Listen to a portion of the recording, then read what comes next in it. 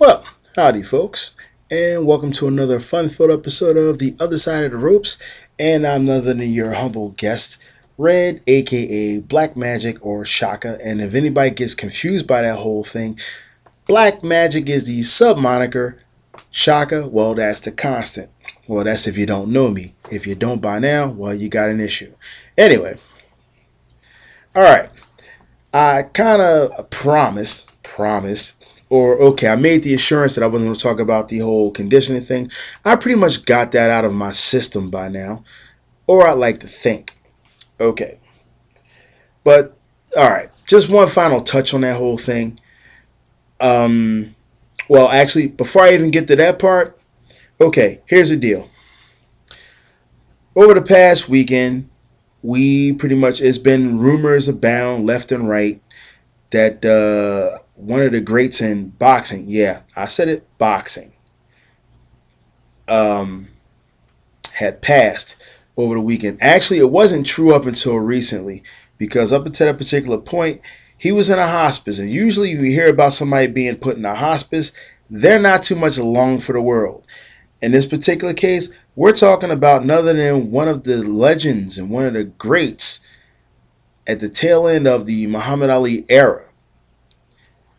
I'm talking about none other than Philadelphia's own Smoking Joe Frazier. Yeah, we lost him over the last couple of hours ago. Um, we're talking about a man who had an exemplary career.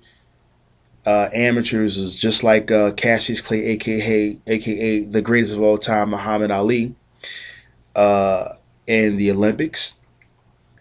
And two of his most notable losses were to Ali, if anybody remembers the Thriller in Manila, and also to George Foreman. This is before George went bald, just so you know.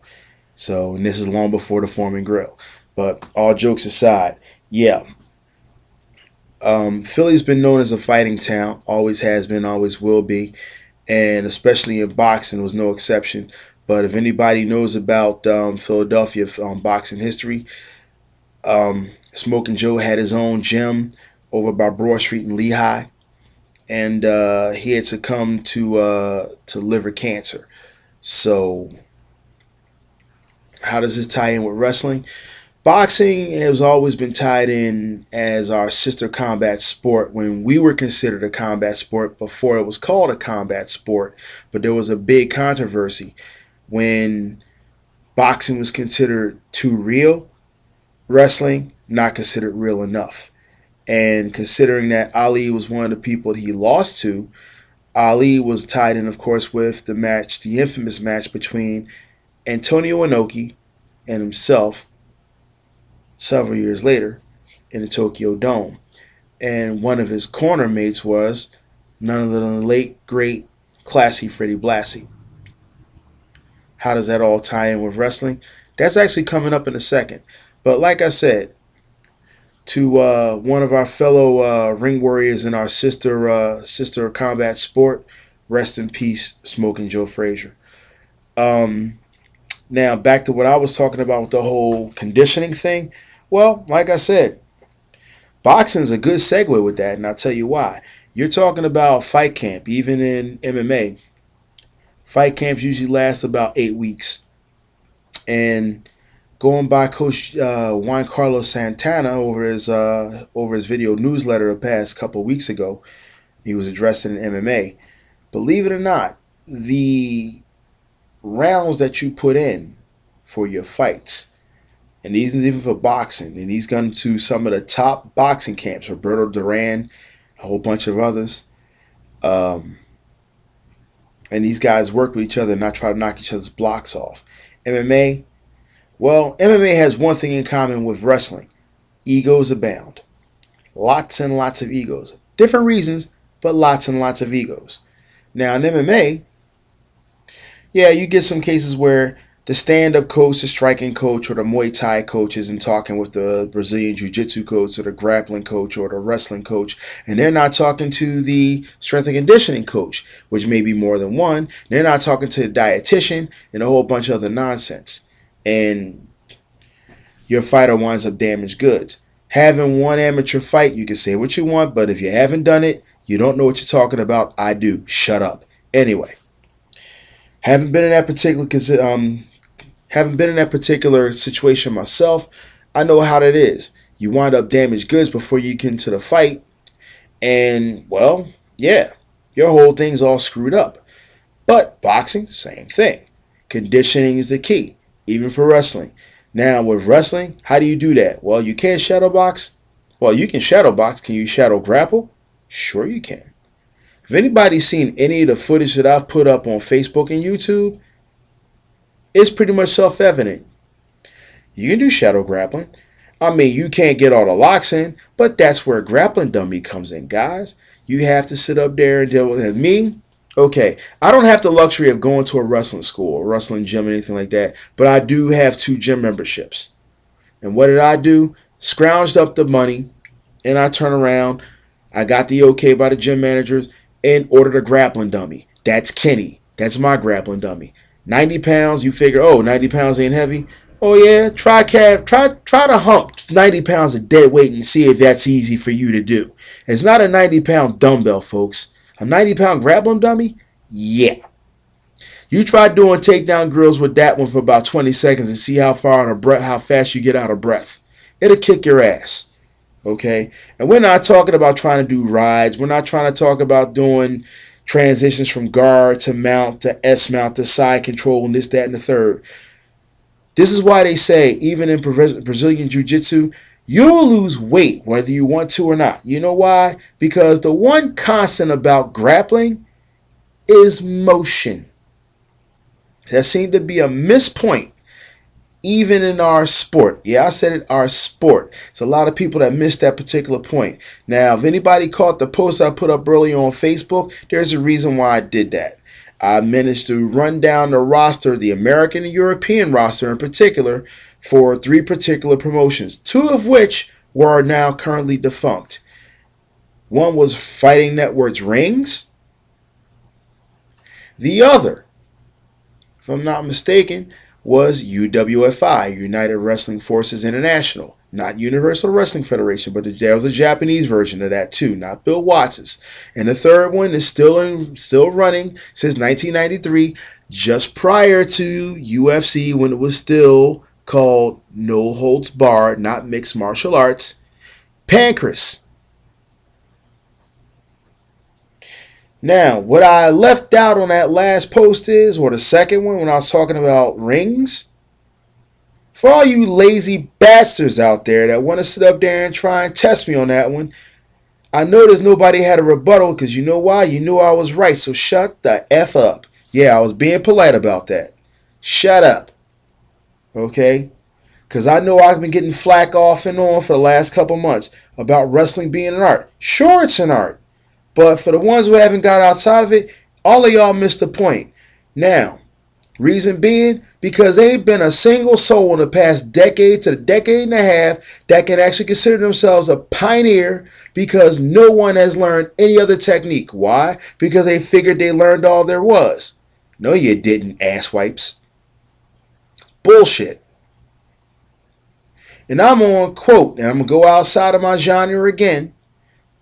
I'm going to go and quote the man who beat Vanderlei Silva not even 4 months ago, or around 4 months ago. It was in July. And I'm talking about one of the guys, part of the New Breed, and he was in the Ultimate Fighter. If anybody saw the fight, I think it was UFC 132, and it was in Vegas. I'm talking about Chris Lieben. And he said it best. Style makes a good fight. What's missing in wrestling? There ain't no styles anymore. I ain't talking about strong style, but if you want to go with that one, that was Carl Gotch training Inoki and all those guys. No, me, I don't do strong style. Not anymore. That was about a decade ago. Now, mind you, I've been in this for about 13 years. Now, if you want to put a label on what I do, it's closer to shoot style. Ironically enough, shoot style hasn't quite touched American soil. But if you go back on my Facebook, you'll find out what I'm talking about. For the ones who can get on Facebook and you know where I am. But I'm going to touch on that a little bit later because I just hit the 10-minute mark. Meanwhile, I did say this is a special edition. I'm going to start off because we got Veterans Day coming up this Friday. Okay? And for those of you who don't know, yeah, I'm a vet. I'm not talking about wrestling. No, I'm an actual vet. Because about 20 years ago, around this time, as a matter of fact, I was what they call a double-digit midget, which basically means I had somewhere in the neighborhood of somewhere between 90 to 60 days before I rotated back in the States. And where was I at the time? Oh, I don't know. Little place called Korea, Republic of. Y'all know it as South Korea. But where they stuck me at was the furthest point. I was in a unit that was the most forwardly deployed unit the Army had, and we weren't even in Desert Storm anymore at the time. Where did they stick me? That's right. They stuck me in the southern, just below the southern border of the Korean Demilitarized Zone. That's correct. And I was 19, and they stuck a guy like me, hormonal as all get out, with a firearm. Well, that's not entirely true. They stuck me with about a 40-pound A bag with about 2 or 3 bags of IV fluid and a 45 automatic. But yeah, I still had to hump all that shit. This is true. But yeah, I may not look young, but for all the guys, my older frats that thought that was about 19 or 18 or 20 when I broke in, try 26 pushing 27. When I was 19, I was on the other side of the world defending the country. Hell yeah. By the way, big shout out to the former MEDAC unit out in Fort McClellan, Alabama, which is no longer there, because that was my last duty station after I did my hardship tour. And big, huge, massive shout out to my Curry Heat brothers, the 1st of the 506 Air Mobile Infantry that had served in Camp Greece, Korea about 20 years ago, back in 1991. Stands alone. All right, now back to the regular cast of characters. To my boys out there in the West, we're talking about Johnny Logan, the western half of 38 Proof, Jackson Daniels, who's out here in the East, along with their little brother Jesse Logan, and Southern Grizzly, back out there Arizona for NWA West Side, not Wild Side, West Side. I'm talking about Nick the Sickness. My twisty sister out there in Occupy LA. I'm talking about Liz Savage. And up in Oregon, we're talking about, nah, I'm kidding, Dawn. Big shout out to you, sis. Of course, going back out east, we got my crew out there, formerly known as the Maximum Championship Wrestling Crew. Massive Mike, Chuck the referee, E.L. Stanley, D-Line, of course I'm talking about Mel Sellers, and Body Snatcher. Oh yeah, Chris Nightmare, Trina Stratus, yeah I went there, Eric Chappell, the PPW crew, or should I say the Power Pro Wrestling crew, that includes of course my man, y'all know what I'm talking about. That's right. I'm talking about Grey Wolf and Brandon Mercury and the rest of you cats down in that end. The rest of y'all, if I've forgotten that particular end, don't worry. I'll come back to you. Coming up to Elite Generation Wrestling this Saturday, so watch for it. My boys out there, Sean Fury. Let's see. Who am I missing on that one? Oh, yeah. I forgot. My older frats. Yeah, I'm talking about Slayer, Flex Wheeler. Yeah, I'm hitting Philly around this point in time. Davey Testament, and let's see, the MAWA crew out in Jersey, Risky Business. Let's see, we got Cremator, Andy Header, Ed House, Biggie Biggs, Twiggy Ramirez. Let's see. Oh yeah, that's right.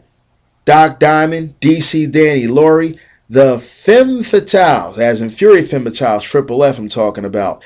And we can't forget the 215 Empire. Mac Daddy Ronstar, The Empress, Blackie, Tyreno, Jimmy D-Line, or should I say Dylan, Arapakan. Okay, that's enough of that. I had a Dave Chappelle moment. Leave me alone. Going over to my usual suspects over in the UK. I'm talking about the PTW crew. PT player himself, PD Staniforth, Teetotaler, Tommy, Stevens, Drewy, Woo, Joe, Jim, Milkshake, Craig Gunner, Tobes. Oh, man. Did I forget anybody on that one? Did I? Oh, my gosh. Let me go back upstage for a second. Big shout out to Mia Yim. I almost forgot about you, sis. That's our amazing Blasian. Y'all want to ask about that one? Look her up on her page. Just saying. Oh, yeah.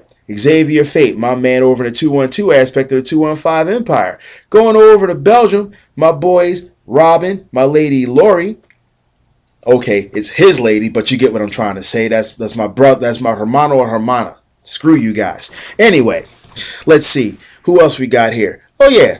Thorax, Jack Demento, Rob Raw, Gangrene, Wendy Alassari, Homeless, and of course, Bernard Van Damme. And before I even get to that, my little bit over there, the Holland Crew, one half of the Sumerian Death Squad. I'm talking, of course, about Tommy Enda. And, of course, you've got Rico Bushido, Destructo, Andy Effin Patterson, Emil Satoshi, and Il Villatore, Uncle Vito Toscani, Enderdad. There it is. And, of course, I can't forget the Deutschland crew. Got the House of Jacks, Susie's, not only just in Berlin, but also in Dresden. Then you got Craig BC, Crazy Sexy Me Mike, and Ahmed Kerr in Berlin, of course. Katrin back in Dresden. Melly, Sandra. And, of course, you got Kathy, Maddie, Mama Kexa. Congratulations. I believe you got a bouncing baby boy on your hands. Good deal. Mina Takta, Silvana. MC Logan, Mr. Fire God over there in further north, working for my boy, Mr. Marcel M. for Pro Wrestling Fighters. Andrea Bobic at Top Catch. Ooh, sorry about that, guys. Crazy Johnny Tiger and the rest of the Deutsche Wrestling Alliance crew. And, of course, my man Ken Mahler. And let's see. I believe their anniversary show is coming up. Harley Night I'm talking about, guys. Good luck, guys. I wish I was there, but I can't. But I'll be there in spirit as always. So you guys have a good time. Somebody throwing a couple of kicks for me, I'd appreciate it. And then, of course, I can't forget about my man, Rick the Voice Valentine. Tazzy Machine, a.k.a. Burned of Wrestling Machine. Oh, should I say, good Lord, I'm having a brain cramp. I'm talking about WrestlingJunkies.de, guys. Bear with me. And, of course, Marcus for Wrestling Fever. And an AMW over in Lubeck. And let's see, who am I forgetting? Oh, yeah. Pro Wrestling Eve. The girls over there. Not to mention Mina, Jazzy, and Yenny. And special shout out to my niece, Sabrina. Yeah, she's just hit her birthday. Special shout out, girl. Happy birthday. And happy belated to Garnett. I believe hers passes last week. And well, like I said, man, the rest of you guys, I'll catch the rest of you. But this will be up next week again for another fun-filled episode of The Other Side of the Ropes. Now, Sunday night, 8 p.m. Eastern, or I'm sorry, 8 p.m. Pacific, 11 p.m. Eastern, Top Road Radio. That'll be me and Johnny Logan, and we got Blackie the Shields from the 2115 Empire. One of the best kept secrets in terms of the cruiserweight titles. One of the best around on the East Coast. And like I said, stay tuned for this one. It'll be on Facebook. It'll be on YouTube under my channel, Crimson Shaka. And of course, look for Pro Wrestling Digest. Not daily, Pro Wrestling Digest. You'll find us up there too. In the meantime, I actually almost hit the 20 minutes pot. What can you do? In the meantime, that just means I'll slow down my uploading time, but that means I'll be doing that later in the morning. That's when you guys will catch it. It'll be somewhere around the neighborhood of noon and maybe later. Who knows? On that particular note, incense. I'm out. Peace.